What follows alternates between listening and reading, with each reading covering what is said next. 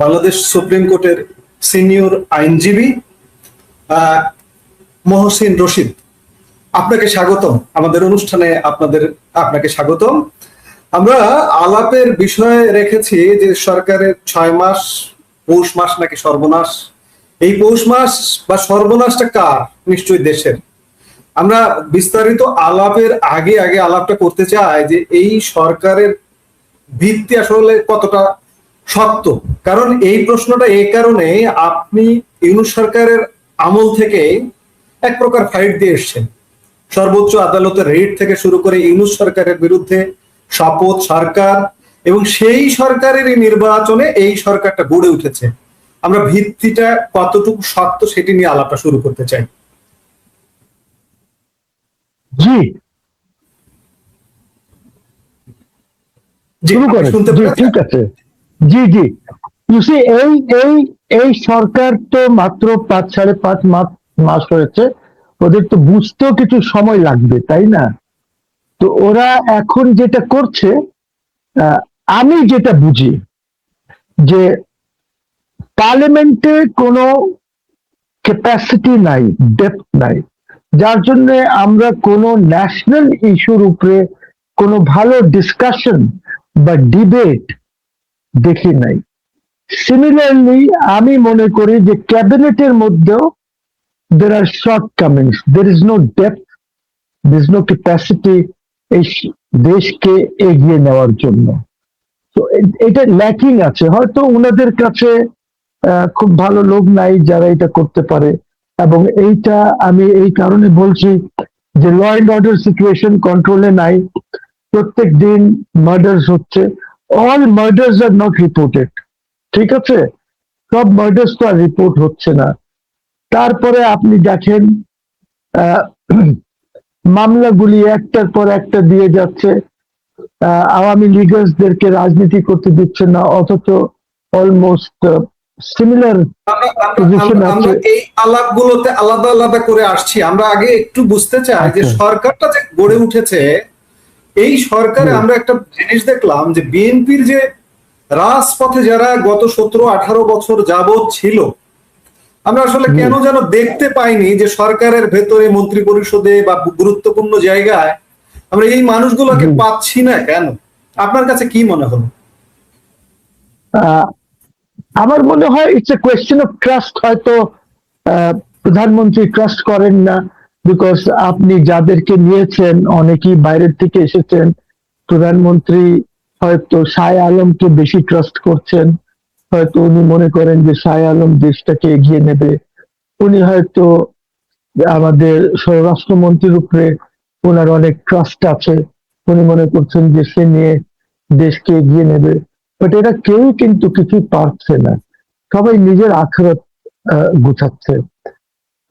আপনার ফাইন্যান্সেও আমি যে পারফরমেন্স এক্সপেক্ট করেছিলাম ফাইন্যান্স মিনিস্টার থেকে, সে পারফরমেন্সটা পাচ্ছি না।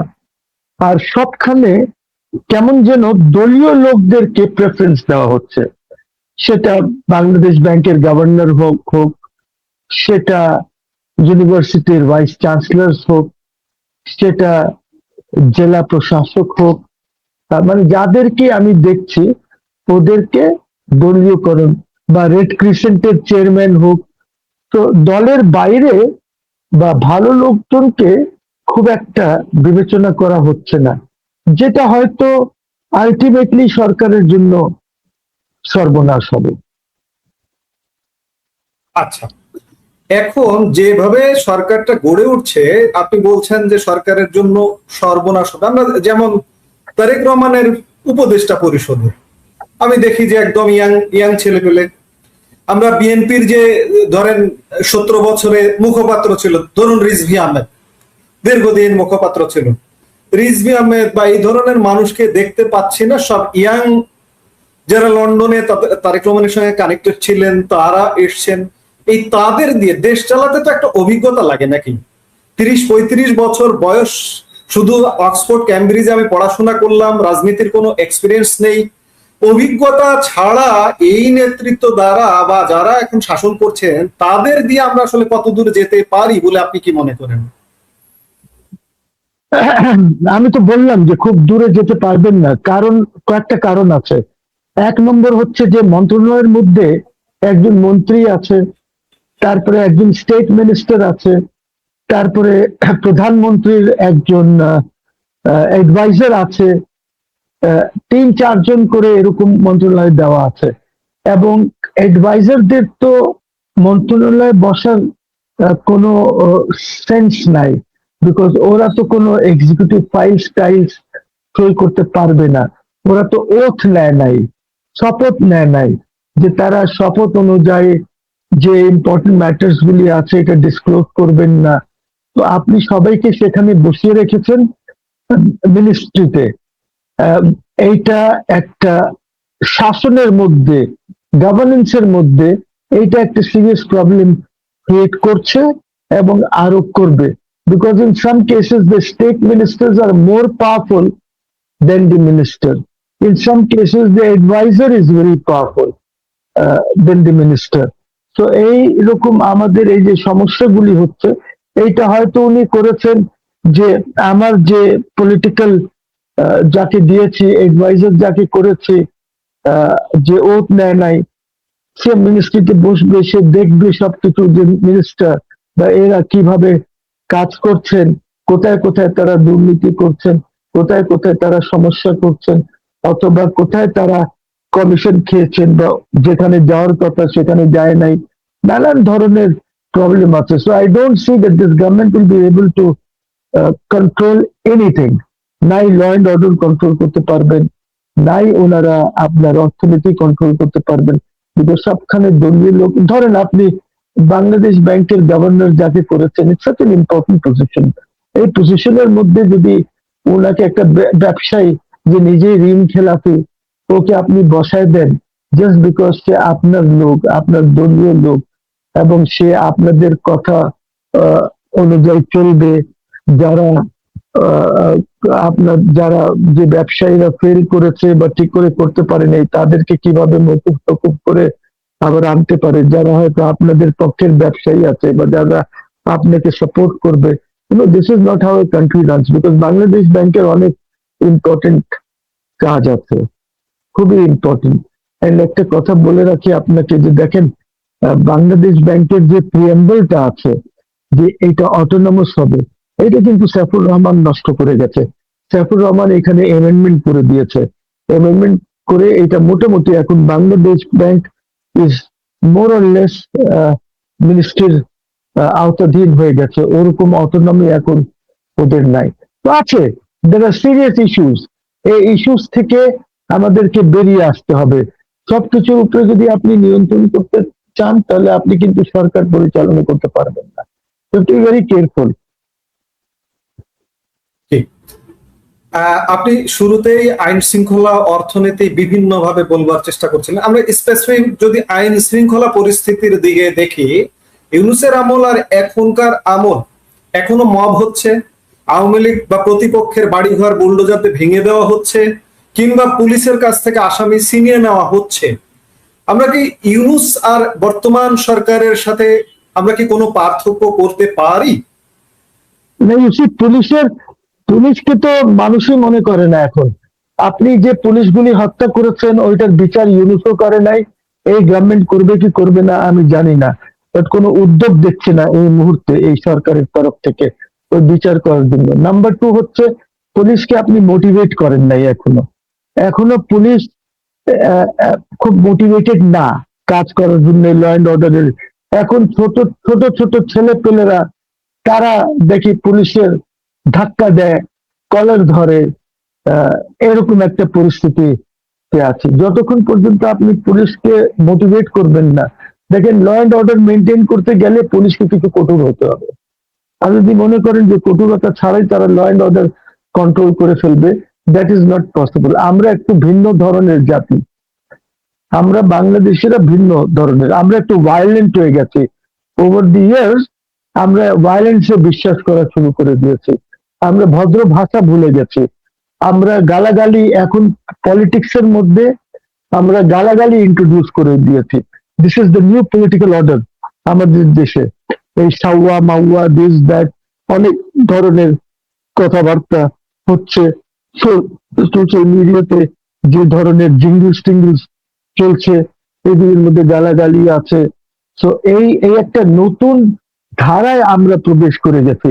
আমাদের যে অরিজিনাল ধারা ছিল, ভদ্র ধারা, ভদ্রভাবে আলাপ আলোচনা করা, পলিটিশিয়ান যে ভিন্ন মতের হলেও সে আমার বন্ধু ছিল, এবং আমরা বসে ডিগনিফাইড ওয়েতে কথাবার্তা বলতে পারতাম, এইগুলি এখন নাই।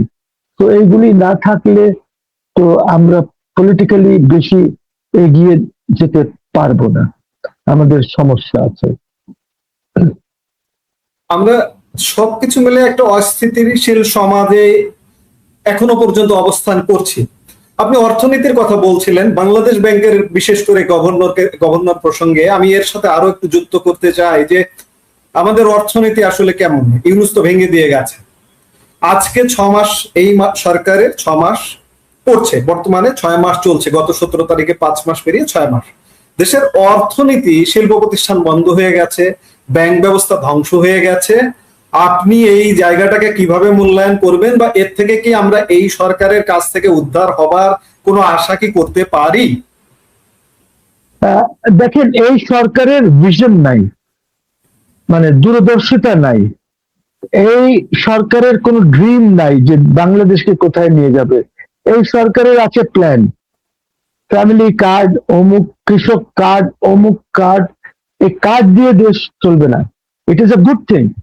শেখ হাসিনারও 16-17টা ইয়ে ছিল, অমুক ভাতা তমুক ভাতা, অ্যাটলিস্ট 17টা আমার যতটুকু মনে পড়েছিল। সুরক্ষা, সামাজিক সুরক্ষা, জি, এরকম ভাতা ছিল। উনিও এই ভাতার উপরে নির্ভর করছেন, খালি উনি এখন কার্ডে চলে গেছেন। এই it started from Imran Khan. Imran Khan পাকিস্তানে হেলথ কার্ড ইন্ট্রোডিউস করেছিল, আর খুব সাকসেসফুল হয়েছিল হেলথ কার্ড ইন্ট্রোডিউস করে, যেটা also became case study in Harvard and other places. He was very successful.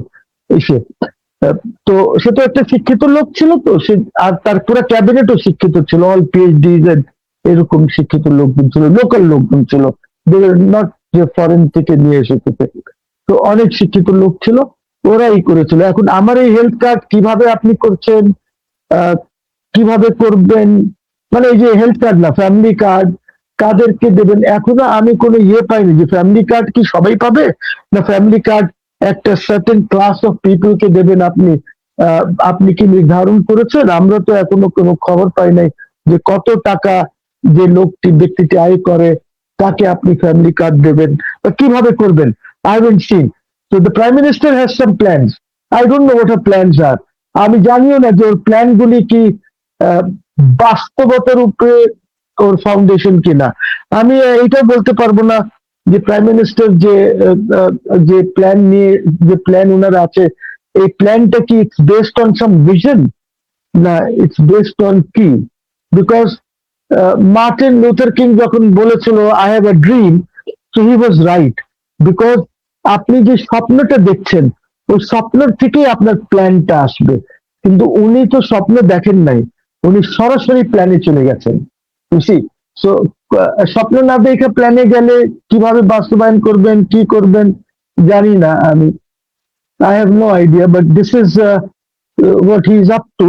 ওনার ভিশনও উনি ক্ল্যারিফাই করেন নাই। আর উনি দেখেন, আমি বলি, উনি চায়না গেলেন, মালয়েশিয়া গেলেন, আজ কতদিন হয়ে গেল, অ্যাটলিস্ট 2-3 সপ্তাহ হয়ে গেছে না, বা উনি যে গেছেন, তো 2-3 সপ্তাহ হয়ে গেছে বা 4 সপ্তাহ হয়ে গেছে, উনি প্রেসকে মিট করেন নাই। অর্থাৎ প্রেসকে মিট করেন নাই, এর অর্থ হচ্ছে যে উনি জনগণকে কিছু জানান নাই যে কি আমরা কি সাফল্য ছিল, কতটুকুন সাফল্য ছিল বা কতটুকুন ব্যর্থতা ছিল, কোনো কিছু কিন্তু জনগণ জানে না। তারপরে ধরেন উনি কনস্টিটিউশনের উপরে ওট নিয়েছেন, উনি রাষ্ট্রপতির কাছে যান নাই, রাষ্ট্রপতিকে উনি অবগত করেন নাই, যেটা ওনার কনস্টিটিউশনাল ম্যান্ডেট, অবগত করা যে আমি চাইনায় এই করেছি, মালয়েশিয়ায় অমুক কাজ করেছি, হোয়াট এভার। এটা ভালো হয় খারাপ হোক, বাট কনস্টিটিউশনাল ম্যান্ডেটটা ফলো করা উচিত, উইচ হি ওয়াজ নট। আমার কেন যেন ধারণা হচ্ছে যে রাষ্ট্রপতির সাথে ওনার যে একটা সুন্দর রিলেশনশিপ ছিল, সেটা বোধহয় এই মুহূর্তে নাই। তো এই রিলেশনশিপ গুলি দেখেন লোকজন নষ্ট করে দেয়, হয়তো যারা রাষ্ট্রপতি হতে চাচ্ছেন হয়তো তারা নষ্ট করছেন বা হোয়াটএভার। তো আমার আমার আমার ব্যক্তিগত মত হচ্ছে যে প্রাইম মিনিস্টারকে উচিত এবং ওনার যারা অ্যাডভাইজার আছেন ওদের উচিত ওনাকে বলা যে আপনি যে বাইরে গেলেন একটা প্রেস কনফারেন্স করুন। এই প্রেস কনফারেন্স করে জনগণ, মাহদিন পাদিনের প্রেস কনফারেন্স দিয়ে কি হবে? মাহদিন তাদিনের press conference is not important, important is the prime minister. উনাকে লোকজন দিয়েছে তো ভোট, ওনার জন্য তো আজকে উনি 207 না 209টা সিট পেয়েছেন, মাহদিনের জন্য তো পান নাই। এবং এই যে আরেকটা আছে ডক্টর কি নাম, ওনার জন্য তো পান নাই। আর দে আর অল ওটবিহীন। ওরা কি কত সত্য বলছে কত মিথ্যা বলছে আমরা তো জানি না। ওরা যে সবসময় সত্য কথা বলছে তা তো না, ওরা তো স্পিন করে। আপনি ক্রিকেট খেলেছেন, ক্রিকেট বোঝেন? জি ক্রিকেটে ক্রিকেটে একটা হয় যে লেগ স্পিনার গুগলি মারে, জি গুগলি। গুগলি হলো যে লেগ স্পিন, আপনি মনে করবেন লেগ স্পিন আছে কিন্তু এটা অফ স্পিন হয়ে যাবে। আর বাম হাতি বোলার এই গুগলিটাকে বলে চাইনাম্যান। সো কোয়েশ্চেন ইজ যে ওরা চাইনাম্যান মারে। আপনি we want to hear from the prime minister. We have elected him. He is my leader. He is the leader of Bangladesh. He should come. Sheikh Hasina করতো না প্রেস কনফারেন্স? শেখ হাসিনা যেত না রাষ্ট্রপতির কাছে ব্রিফ করতে? যাওয়ার আগে যেত, বিদেশ যাওয়ার আগে আবার বিদেশ থেকে এসে ব্রিফিং করতো, আবার প্রেস কনফারেন্স করতো। সেটা আলাদা কথা যে প্রেস কনফারেন্সের মধ্যে তার চামচা জার্নালিস্টরা শুধু কথা বলার সুযোগ পেত, আর কেউ পেত না, that's another issue. But at least জি প্রেসকে ফেস করতো তো। জি জি এখন তো কিছুই না, আমরা জানি না কি কথা হয়েছে। জি কিছুই না। জি জি আচ্ছা, আমি আপনার আপনার অঙ্গন, আপনি বিচার অঙ্গনের মানুষ। বিচার অঙ্গন ইউনূসের সাথে এখনকার কি পার্থক্য দেখছেন? কোনো কি পার্থক্য মোটা দাগে দেখা যাচ্ছে? এখনো তো বিনা বিচারে অসংখ্য মানুষ, আমি একটা হিসেবে দেখলাম 70% মানুষ বিনা বিচারে, যারা এখনো পর্যন্ত অভিযুক্ত বা অভিযোগ প্রমাণিত হয়নি, জেলবন্দি হয়ে আছে। 77,000 মানুষ, 45,000 ক্যাপাসিটি জেলে, কিন্তু 77,000 মানুষ জেলে বন্দী হয়ে আছে। এদের জামিন হচ্ছে না কেন এই মানুষগুলো?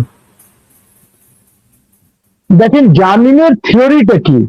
জামিনের থিওরি হচ্ছে যে ব্যক্তি খুব গভীর অপরাধ যার নাই, ওই ব্যক্তিকে আপনি ছেড়ে দেবেন বিকজ ওর অধিকার আছে বেলে যাওয়ার। এবং আপনি হয়তো জানেন বা জানেন না যে ওসি, থানার ওসি, সে অপরাধীকে ছেড়ে দিতে পারে, খালি দুজন অপরাধীকে সে ছাড়তে পারবে না। একটা হলো যার গলা যাবে, মানে এমন কাজ করেছে, সে খুন করেছে, তো খুন করলে সর্বোচ্চ শাস্তি হচ্ছে গলা যাবে, আর অথবা তার যাবজ্জীবন হবে। এই দুই ক্লাস যাদের উপরে অভিযোগ আছে এদেরকে ছাড়া বাকি সবাইকে, ম্যাজিস্ট্রেটও লাগে না, ওসি সাহেবই ছেড়ে দিতে পারেন, বন্ড নিয়ে ছেড়ে দেবেন, পরে ওরা গিয়ে কোর্টে গিয়ে একটা ইয়ে নিয়ে নেবে। এখন যে পজিশন হচ্ছে, এখন এইগুলি কিচ্ছু না। এখন বিচার বিচার বিভাগ সরকার চালায়। সরকার চালায় কেন এটা বলছি, এটার পিছে যে ইয়ে হচ্ছে যে পাবলিক প্রসিকিউটর যা বলবে ওইভাবে হবে। হাইকোর্টস গুলিতে আপনি একটু হাইকোর্টে একদিন আসেন, আইসে দেখেন, একটা দুইটা কোর্টে বসেন, বসে দেখেন যে ওইখানে বিচারক কি বেহাল অবস্থায় বেচারা আছে। বিকজ প্রত্যেকটা কেসে বিচারককে জিজ্ঞেস করতে হয় ডিএজি কে, যে ডেপুটি অ্যাটর্নি জেনারেল কে বা এএজি কে, যে এটা একটু দেখেন কি করব। তো আপনি কিসের বিচারক? বিচারক তো ইন্ডিপেন্ডেন্টলি দেখবে, ওর সাথে কথা বলবে কেন, ওরা কোর্টেই বা থাকবে কেন? এইটা আনফরচুনেটলি এই পরিস্থিতির সৃষ্টি করে গেছে মাহমুদুল ইসলাম। ওই যে অ্যাটর্নি জেনারেল ছিল মাহমুদুল ইসলাম, কেস নবী রিজাইন করার পর যিনি অ্যাটর্নি জেনারেল হয়েছেন, উনি ডিআইজি আইজিদেরকে বসে ওনাকে জিজ্ঞেস করেছিলাম যে আপনি কেন এদেরকে কোর্টে বসাচ্ছেন? উনি বললেন যে ওরা ওইখানে অফিসে বসে থাকে, এইখানে কোর্টে বসলে তারা কিছু শিখবে। শিখার কাজ তো সে সেরে এসেছে যখন সে উকিল হয়েছে, শিখার কাজ সেরে এসেছে। এখন সে কোর্টে যাবে মামলা করার জন্য। যদি কোর্টে গভর্নমেন্টকে কোনো মামলাতে আপনি যে ডিআইজি কে পাঠাবেন সে যাবে, যে এজি কে আপনি বলবেন এফিডেভিট লেখা বা এসব করার তারা করবে, কিন্তু কোর্টে কি কাজ এখন? প্রত্যেক জজ ওদিকে চায়। তাহলে এখন ধরেন যে যেখানে যে কোর্টে দুইজন, আমি হাইকোর্টের কথা বলছি, একই অবস্থা মোটামুটি উপরেও, যেখানে দুইজন বিচারক সেখানে সরকারের একজন বিচারক, বিকজ সরকারকে না জিজ্ঞেস করে কোনো কিছু করে না। যেখানে সিঙ্গেল বেঞ্চ ওইখানেও সরকারকে জিজ্ঞেস করে, তাহলে ওটা ডিভিশন বেঞ্চ হয়ে গেল। I am sorry but this is how the courts are functioning. তো এইভাবে কোর্ট ফাংশন করলে কি কোন কোন সরকারি বলবে যে ঠিক আছে বেলে যেতে দেন, এটার বেল হোক? সে তো অপোজ করে, সাহস করে না জজ সাহেবরা। জজ সাহেবের এই পরিস্থিতি নাই, জজ সাহেবের ওই মেন্টাল ইয়েটা নাই, ক্যাপাসিটি নাই নিজের ডিসিশনটা নেওয়ার। বুঝছি? আর এই আমাদের এই দেশগুলিতে বুঝছি, আমি হই বা পাকিস্তান হোক বা ইন্ডিয়া হোক, অ্যাটলিস্ট এই তিনটা দেশের আমি জানি, Bhutan is better, Sri Lanka is better, Nepal is better. এই তিনটা দেশে হাওয়ার সাথে বলে বিচার ব্যবস্থা, বিচার ব্যবস্থা হাওয়ার সাথে দোলে। ইনসাফ বলতে কোনো কিছু নাই, আইন কানুন বলতে কোনো কিছু নাই এই দেশে। আপনি বলেন টকিং, আপনি যতই এইসব বলেন, এই তো দেশটা তো ধ্বংসের দিকে যাচ্ছে, দেশ তো ধ্বংসের দিকে যাচ্ছে, খুব দ্রুত যাচ্ছে।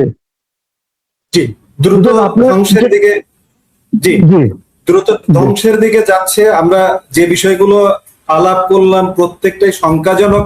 আমরা এই মুহূর্তে বলতে চাই যে রাজনৈতিক স্পেস, পলিটিক্যাল স্পেস, বিরোধী শক্তি বা এখন যতগুলো রাজনৈতিক দল আছে তার একমাত্র বিরোধী শক্তি হচ্ছে আওয়ামী লীগ।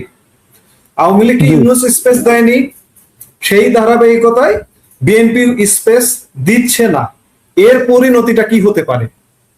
দেখেন, শয়তান তো ছিল ইউনুস, ইউনুস তো মানুষের পর্যায়ে পড়ে না, ইউনুস তো আন্তর্জাতিক ফ্রড, হি ইজ আন্তর্জাতিক tout, he is a conspirator, যে একটি দেশের সরকারকে কনস্পিরেসি করে সরিয়েছে। দেখেন, আমি জুলাই অগস্ট মানি না কেন? আমি জুলাই অগস্ট এই কারণে মানি না, এইটা যদি আমার দেশের, যেরকম ধরেন অভ্যুত্থান হয়েছে এরশাদ সাহেবের সময়, এটা দেশীয় ছিল অভ্যুত্থান, এখানে বিদেশি শক্তি ছিল না। আর এই যে শেখ হাসিনার বিরুদ্ধে যাই ঘটানো হয়েছে, এইসব তো বিদেশি শক্তি ঘটিয়েছে। সবাই জানে যে এটা কোন শক্তি, সবাই জানে যে কোত্থেকে টাকা আসছে, সবাই জানে আইআরআই কি রোল ছিল, সবাই এখন জানে এনডিআই এর কি রোল ছিল। ট্রাম্প নিজেই বলেছে যে $29 মিলিয়ন গেছে অমুকের কাছে, গেছে যেখানে দুইটা লোক নাই। বলেছে না, আমি তো বলছি না, এগুলি বলেছে। তো আপনার দেশে আমি নিজে যদি একটা হোম গ্রোন রেভলিউশন করি, হোম গ্রোন আমরা কিছু করি, তাহলে ওইটার স্বীকৃতি ইজ ডিফারেন্ট। কিন্তু আপনি যদি বেইমানি করেন, কনস্পিরেসি মিনস আপনি দেশ আর রাষ্ট্রের সাথে বেইমানি করছেন। আজকে যদি আপনি এই কনস্পিরেসি করতে পারেন শেখ হাসিনার বিরুদ্ধে, কালকে আপনি তারেক সাহেবের বিরুদ্ধে কারোর থেকে টাকা খেয়ে আপনি কনস্পিরেসি করতে পারবেন। হয়তো ইন্ডিয়ার থেকে টাকা খেয়ে আপনি কনস্পিরেসি করবেন, হয়তো ইন্ডিয়াই আপনাকে নাচালো যে একে ফেলে দাও। আই ডোন্ট ওয়ান্ট দিস, আমি এটা চাই না। যদি তারেক সাহেব খারাপ কাজ করেন, তারেক সাহেবকে দেশের ভিতর থেকে লোকজন বলবে যে আপনি ভালো কাজ করেননি, আপনি সরে যান। কিন্তু কনস্পিরেসি করে তারেক সাহেবকে কেউ সরাবে কেন? বিদেশি কনস্পিরেসি, বিদেশি টাকা, যেটা শেখ হাসিনার সাথে হয়েছে, এইটা তো আমি দেখতে চাই না। একটি দেশের নাগরিক হিসাবে আমি একটি সভরেন রাষ্ট্র, আমি তো এটা কোনোভাবেই দেখতে চাই না। আর আপনি কি করেছেন? You have become a continuation of Yunus regime. কিভাবে কন্টিনিউয়েশন হয়েছেন? খলিলুর রহমান আপনার পররাষ্ট্রমন্ত্রী, such an important person, এই লোকটাকে আপনি রেখেছেন যে ইউনুসের সাথে ছিল, যে আমাদের ওই আত্মঘাতী চুক্তি করেছে আমেরিকার সাথে, এই লোকটাই করেছে, ওকে আপনি রেখেছেন। তারপরে দেখেন আপনি, আমরা বিচার ব্যবস্থা ইন্ডিপেন্ডেন্ট করার জন্য আমরা একটি সচিবালয় করতে চেয়েছিলাম, ওই সচিবালয় আমরা করতে পারি নাই। ওই সচিবালয়ের যে আগে যে ড্রাফট হয়েছিল, যেগুলি অর্ডিন্যান্স ফর্ডিন্যান্স যাই হয়েছে, ওইগুলি তো তৎকালীন অ্যাটর্নি জেনারেল পার্টিসিপেট করে নাই। অ্যাটর্নি জেনারেলকে কি বাদ দিয়ে এটা করা হয়েছিল? তা তো না। Attorney general was involved in everything that happened there. Attorney general আজকে আপনি ওই অ্যাটর্নি জেনারেল আজকে আপনি ল মিনিস্টার, আর ওই অ্যাটর্নি জেনারেল যে সচিবালয় চেয়েছিল এখন সে চায় না, বিকজ সে এখন ল মিনিস্টার হিসাবে সে সব জজদেরকে কন্ট্রোল করতে চায়, যেটা সে অ্যাটর্নি জেনারেল হিসাবে সে বকাবকি করতো হাইকোর্টের জজদেরকে। Now he wants to control the entire judiciary, উপর থেকে নিয়ে নিচে পর্যন্ত। সো এইভাবে কি দেশ চলে? I mean you must have decent people who understand law, যাদের একটা বিবেক আছে। বিবেকহীন লোকজনকে নিয়ে আপনি রাষ্ট্র চালাতে পারবেন না। আচ্ছা, আমরা আওয়ামী লীগের বিষয়ে একটা আলাপ করতে চাই যে আওয়ামী লীগ প্রধান শেখ হাসিনা ইতিমধ্যে দেশে ফেরার ঘোষণা দিয়েছেন। আগামী ডিসেম্বরে তিনি ফিরবেন এবং 12.5 লাখ নেতা কর্মী সহ আদালতে আত্মসমর্পণ করবেন। এই ঘটনাটি, এই কর্মসূচিটিকে আপনি কিভাবে দেখছেন? শেখ হাসিনা কি দেশে ফিরছেন, কিংবা এই যে আত্মসমর্পণ, এটা কি হবে? এটা পৃথিবীর ইতিহাসে কি ঘটতে যাচ্ছে? দেখেন, শেখ হাসিনা ফিরবেন, শেখ হাসিনা ফিরবেন, বিকজ শেখ হাসিনা তো প্রাইম মিনিস্টার দেশের। She is now the de facto prime minister, because আমার একটা ডিজিওর প্রাইম মিনিস্টার আছে। শেখ হাসিনা ফিরবেন। উনি ফিরার পর, বা আমরা তো এই মুহূর্তে জানি না, এই জন্যই আমি এর আগেও বলেছি যে শেখ হাসিনা যে ফিরবেন, দয়া করে ইন্ডিয়ান গভর্নমেন্টের সাথে, আপনি তো শেখ হাসিনাকে পাঠিয়েছেন ইন্ডিয়ান গভর্নমেন্টের সাথে আলাপ করে।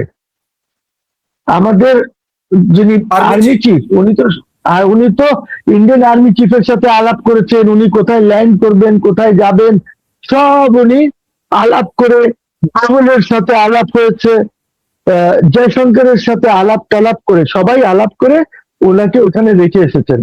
উনি কিভাবে ওখানে আছেন, ওনাকে কিভাবে রেখে আসেন প্রাইম মিনিস্টার হিসাবে? উনি তো রিজাইন করেন নাই। রিজিগনেশন লেটার তো ক্যাবিনেট ডিভিশনে হবে। রিজাইন করলে তো রাষ্ট্রপতি এই কথা বলতেন না। উনি যেটা ওই যে জায়গায় দিন না কি, মানব জমির এডিটর কি বলেছেন যে আমার কাছে না, যে মতো রহমানকে বলেছেন যে আমার কাছে ওনার কোনো ইয়ে নাই। তবে আমি যেটা জানি সেটা হলো যে উনি করতে চেয়েছিলেন রিজাইন, উনি প্রেসিডেন্টের কাছে যেতে চেয়েছিলেন, কিন্তু ওনাকে এই সুযোগ দেওয়া হয় নাই। So she did not resign, she has not resign. এই কারণে আমি ওনাকে বলি যে she is de facto prime minister. উনি ইন্ডিয়ায় আছেন কোন ইস্যে? উনি কি অ্যাসাইলাম নিছেন? তা তো নেন নাই। উনি কি রিফিউজি স্ট্যাটাস আছে? তা তো না। What is her status?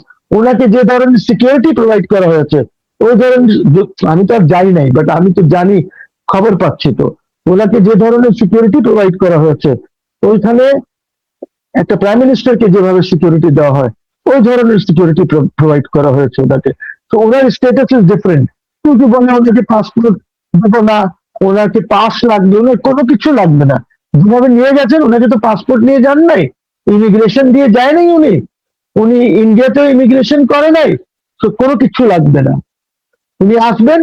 এসে ইট মাচ উইল ডিপেন্ড উনি কিভাবে আসছেন। উনি প্লেনে আসবেন না বাই রোড আসবেন, রোড আসলে কোন বর্ডার দিয়ে আসবেন, এইগুলি খুব সিগনিফিকেন্ট। এই কারণে সিগনিফিকেন্ট যে ওনার যেদিকে ওনার আওয়ামী লীগের লোকজন অনেক বেশি আছে, হয়তো ওই ইয়েটা চুজ করবেন। উনি যদি প্লেনে আসেন, প্লেনে আসলে কিভাবে আসবেন উনি, ওনার সাথে কে আসবে, ওনার সিকিউরিটি কে প্রোভাইড করবে? বিকজ দেখেন, এই গভর্নমেন্ট না, আগের গভর্নমেন্ট, ইউনূসের গভর্নমেন্টের সময় যখন তারেক সাহেব এসেছেন, তখন কিন্তু তারেক সাহেবকে আর্মি ফুল সিকিউরিটি দিয়েছে, ফুল সিকিউরিটি দিয়ে নিয়ে এসেছে।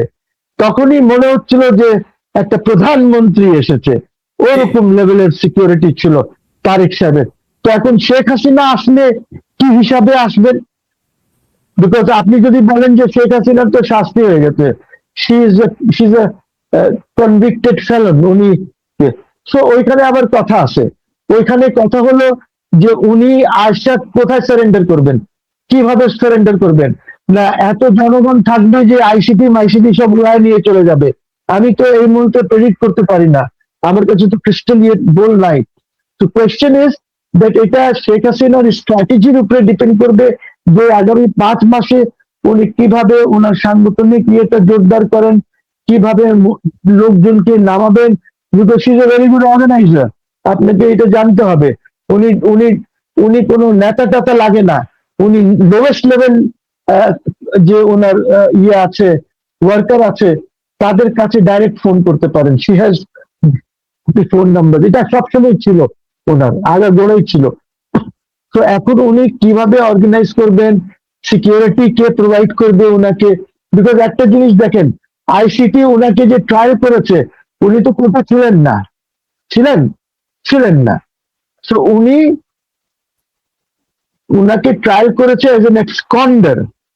আমাদের ক্রিমিনাল প্রসিডিউর কোডে আছে এক্সকন্ডার, পলাতক হিসাবে ট্রাই করেছে। তো উনি কিভাবে পলাতক হলেন?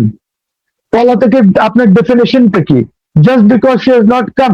পুরো পৃথিবী জানে যে উনি কোথায় আছে, নট অনলি দ্য বাংলাদেশি, পৃথিবীর লোকজন, those who matter, they all know that Sheikh Hasina is in Delhi. আপনারা ওনাকে যে প্রসেস, ওয়ারেন্ট হোক বা যাই হোক, এটা আপনি আমার এমবাসির মাধ্যমে সেট করতে পারতেন না? বাংলাদেশ এমবাসি তো বাংলাদেশ, ওটা তো বাংলাদেশের টুকরো দিল্লিতে। যেখানে আপনার এমবাসি আছে সেটা তো বাংলাদেশের টেরিটরি। আপনি ওইখানে কেন সার্ভ করেন নাই ওর মাধ্যমে?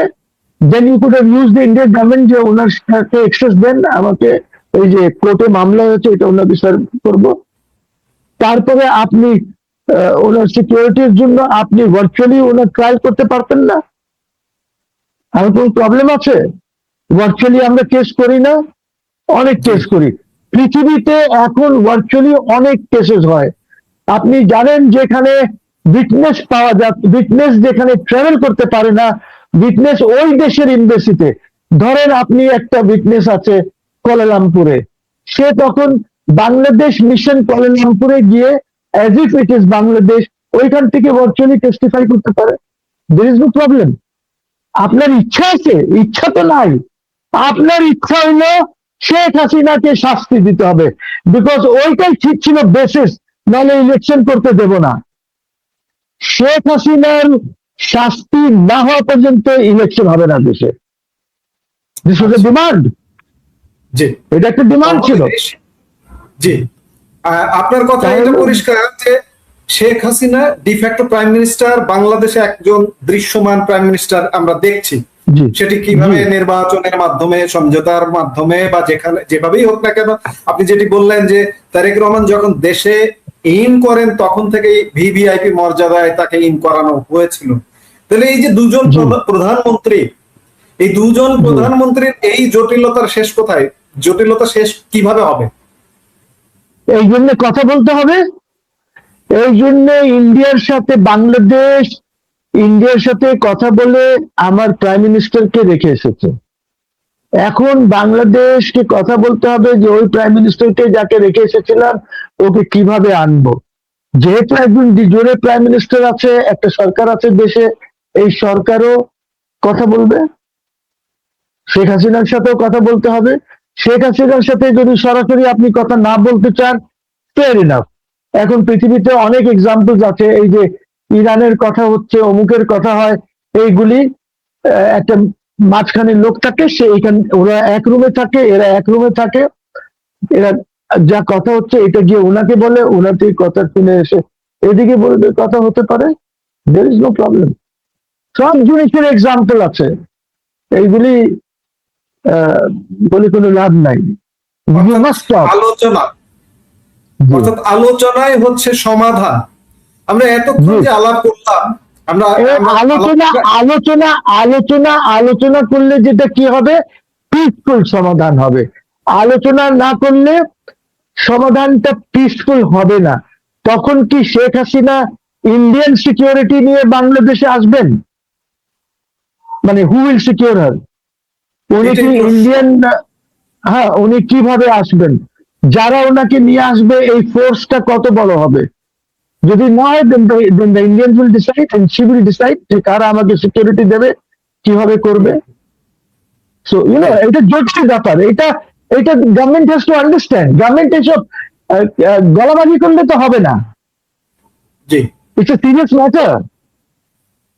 আমরা এক খুব জটিল সমীকরণের মধ্যে দাঁড়িয়ে আছি এই মুহূর্তের বাংলাদেশে। আমরা এক জটিল সমীকরণের মুখোমুখি বাংলাদেশে এই মুহূর্তে, জটিল রাজনৈতিক সমীকরণের মুখোমুখি। আমরা আলাপটা শেষ করব, আমরা আলাপের শেষ পর্যায়ে এসেছি। আপনি যদি এই অবস্থা থেকে উত্তরণের চূড়ান্ত একটা উপায়, এই যে আইন শৃঙ্খলা পরিস্থিতি খারাপ, দেশের অর্থনীতি খারাপ, সরকার ভালোভাবে চলছে না, আমরা কি করতে পারি? আমরা দেশের জনগণ, সাধারণ মানুষ, 18 কোটি মানুষ বা 20 কোটি মানুষ, আমাদের এখন করণীয় কি? আমাদের উপায় কি? 20 কোটি মানুষের উদ্দেশ্যে আপনার বার্তা কি হবে, শেষ বার্তা? আমার বার্তা হচ্ছে যে সরকারের দায়িত্ব হচ্ছে জনগণকে ঐক্যবদ্ধ করা। এই ঐক্যবদ্ধ করার জন্য যাদেরকে আপনি বলছেন নিষিদ্ধ কার্যক্রম, ওদেরকে আপনাকে ওপেন কার্যক্রম করার জন্য সুবিধা দিতে হবে। যেন বিএনপি যেরকম পলিটিক্যাল পার্টি হিসাবে কাজ করে, জামাত যেরকম করে, ওরকম যেন তারাও করতে পারে। পুলিশকে মোটিভেট করতে হবে। মোটিভেশনের জন্য আজ পর্যন্ত পুলিশের সাথে কেউ আলাপ আলোচনা করে নাই। মোটিভেট করতে হলে আপনাকে আলাপ, ধরেন এক্সাম্পল দেই, ঢাকা মেট্রোপলিটন পুলিশ, আপনি ডিএমপি কমিশনারকে বলবেন যে আমি ওদের সাথে কথা বলবো, তাহলে ঢাকায় 70-80টা যে কয়টা থানা আছে সবাই ওসি থাকবে, সবাই এসি থাকবে, সবাই ডিসি থাকবে, যতগুলি আছে সবাই থাকবে। আপনি ওদেরকে মোটিভেট করবেন, আপনি ওদেরকে বলবেন যে পুলিশ মারা গেছে, পুলিশের যে ফ্যামিলিজ গুলি আছে এদেরকে আমরা সরকার, আমরা ওদের দেখাশোনা করব, আমরা ওদের বিচার করব যাদেরকে মারা হয়েছে, এটসেট্রা এটসেট্রা। আপনারা পুলিশ যেভাবে কাজ করে, আপনারা রাস্তায় ঘাটে ল অ্যান্ড অর্ডারটা রিস্টোর করেন, মার্ডার ফার্ডার এইগুলি বন্ধ করেন। এইটার জন্য আপনাদেরকে যত লিগ্যাল প্রয়োজনীয় যা আছে ওইগুলি আমরা আপনাকে টুলস দেব, প্রয়োজনীয় টুলস। এরকম করে আপনি 8টা মেট্রোপলিটন এলাকায় যাবেন, ওদের সাথে কথা বলবেন। আপনি জেলাগুলিতে যাবেন, জেলায় যাওয়ার দরকার নেই, ডিভিশনাল হেডকোয়ার্টারে গিয়েই আপনি কথা বলতে পারেন। সব পুলিশ সুপারদেরকে ডেকে, ওসিসদেরকে ডেকে আপনি ওদেরকে মোটিভেট করেন যেন তারা ল অ্যান্ড অর্ডার ঠিক করে যেন সামাল দিতে পারে। আর কিভাবে দেবে, আপনার যদি কোনো ডাইরেকশন দেওয়ার থাকে যে তোমরা এইভাবে করো, ওইভাবে আপনি বলেন, ওদেরকে মোটিভেট করেন, ওদেরকে বলেন যে তোমাদের বেতন আমরা দেখব, তোমাদের ট্রেনিংটা যদি কোনো অভাব থাকে সেটার দিকে আমরা নজর দেব, তোমরা তোমাদের কাজ করো। মোটিভেশনটা করেছেন? করেন নাই। কোন সরকারও করে নাই, এরাও করছে না। মোটিভেট করেন, ল অ্যান্ড অর্ডার খুব ইম্পর্টেন্ট। জি, আমরা মোটিভেশনের কোনো জায়গায় দেখিনি, না পুলিশ, না আমার 18 কোটি 20 কোটি জনগণের প্রতি। জনগণ যে আশ্বস্ত হচ্ছে যে না দেশটা এবার ভালোভাবে চলবে, আমরা কোনোভাবে কোনো জায়গায় কিন্তু আশ্বস্ত হবার মতো জায়গা দেখতে পাচ্ছি না। আমরা অনুষ্ঠান শেষ করব। আপনি আমাদের সাথে সময় দিয়ে, মূল্যবান সময় দিয়ে আমাদেরকে সমৃদ্ধ করেছেন, এই জন্য আপনাকে অসংখ্য ধন্যবাদ। আজকের মতো আপনার কাছ থেকে বিদায় নিচ্ছি, আমরা দর্শকদের কাছ থেকেও বিদায় নেব। জি, সবাই ভালো থাকবেন, সবাই ভালো থাকবেন। জি। আওয়ামী লীগের রাজনীতি নিয়ে এবং আওয়ামী লীগের রাজনীতি কেন্দ্রিক আলোচনা নিয়ে দেশ এক ধরনের মানে উত্তাল অবস্থা। এরই মাঝে আমরা শেখ হাসিনার ফেরার ঘোষণা যখন দেখছি, তখন সরকার আজকে একই মামলায় আরেক আসামি সাবেক স্বরাষ্ট্রমন্ত্রী আসাদুজ্জামান খান কামাল, যিনিও ভারতে অবস্থান করছেন, তাকে ফেরত চেয়ে ভারতকে চিঠি দিতে দেখলাম। এবং এই ঘটনা যখন আমরা দেখছি তখন আমরা দেখছি যে বাংলাদেশের প্রধানমন্ত্রী বিরোধী দলের নেতাকর্মীদের মান অভিমান ভাঙানোর জন্য যমুনায় ডেকে বিশেষ আদর আপ্যায়ন করছেন। মানে এই আদর আপ্যায়ন কি এরকম যে বিরোধী দল মাঠে যেটাই বলুক না কেন রাজনীতির স্বার্থে জনগণ শুনুক, কিন্তু সরকারের সঙ্গে এক ধরনের যেন সমঝোতা হয়? তো ব্যাপারটা এরকম যে আমরাই তো মাঠে যেটা বলবেন সেটা আমাদের আগে থেকে একটু মানে টাচ দিয়ে রাখলে আমরা আশ্বস্ত থাকি যে ওটা আসলে মুখের কথা, কিন্তু ভেতরে ভেতরে আমরা ঠিক আছি। ব্যাপারটা কি সেটা, নাকি সত্যি সত্যি বিরোধী দল যেন কোনো ধরনের আন্দোলন সংগ্রামে যেতে না পারে কিংবা না যায়, সেই কারণে তাদের একটু মনোরঞ্জন করার ব্যবস্থা? সব মিলিয়ে রাজনীতিতে বেশ ভালো রকমের খেলা চলছে। হঠাৎ করে আসাদুজ্জামান খান কামালের নাম উল্লেখ করে তাকে ফেরত চাওয়ার এই ঘটনাটা সেই কারণেই আলোচনায় এসেছে, যখন কিনা শেখ হাসিনা নিজেই বলছেন তিনি তার শীর্ষ নেতাদের নিয়ে একযোগে একসাথে দেশে ফিরে আদালতে আত্মসমর্পণ করবেন। যদিও তাকে আত্মসমর্পণের সুযোগ দেওয়া হবে না, দেশে আসলে গ্রেপ্তার করা হবে। চলুন একটু জেনে দেখি এই ভিডিওতে ভেতরের রহস্যটা আসলে কি। দর্শক, বলছিলাম সাবেক স্বরাষ্ট্রমন্ত্রী আসাদুজ্জামান খান কামালকে ফেরত চাওয়া হয়েছে। এর আগে গত 2 বছরে এই ঘটনা সরাসরি নাম উল্লেখ করে না হলেও এবার সেটা সরাসরি হলো এবং বিএনপি সরকারের আমলে হলো। আসাদুজ্জামান খান কামাল যেহেতু স্বরাষ্ট্র মন্ত্রণালয়ের দায়িত্বে ছিলেন, সেহেতু সরকারের মানে বিভিন্ন ধরনের যে অভিযোগ, সেই অভিযোগের একটা বড় কেন্দ্রবিন্দু মানে ছিলেন তিনি।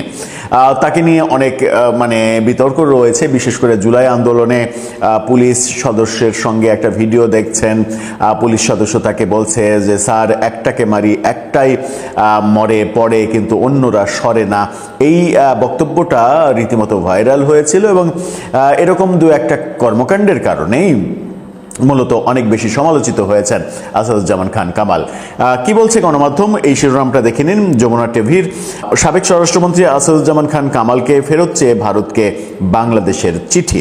জুলাই অভ্যুত্থানে এই মানবতা বিরোধী অপরাধের দায়ে স্বরাষ্ট্রমন্ত্রী আসাদুজ্জামান খান কামালকে প্রত্যর্পণের জন্য ভারত সরকারের কাছে আনুষ্ঠানিকভাবে এবার অনুরোধ জানালো বাংলাদেশ।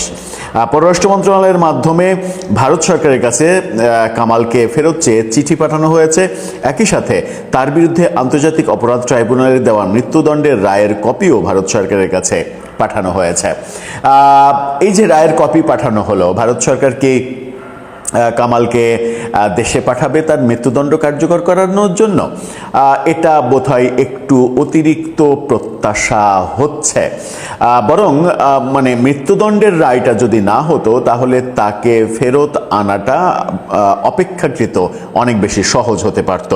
24শে জুলাই আগস্ট গণ অভ্যুত্থানের সময় সংগঠিত মানবতা বিরোধী অপরাধের অভিযোগে দায়ের করা যে মামলা, সেই মামলায় কামাল এবং শেখ হাসিনাকে মৃত্যুদণ্ড দেওয়া হয় এবং ওই মামলায় রাজসাক্ষী হয় কামালেরই আন্ডারে কাজ করা পুলিশ প্রধান চৌধুরী আব্দুল্লাহ আল মামুন। তিনি কিন্তু মেটিকুলাস ডিজাইনে রাজসাক্ষী হয়ে মৃত্যুদণ্ডের মানে দণ্ড পাননি, মাত্র 5 বছরের কারাদণ্ড তার হয়েছে।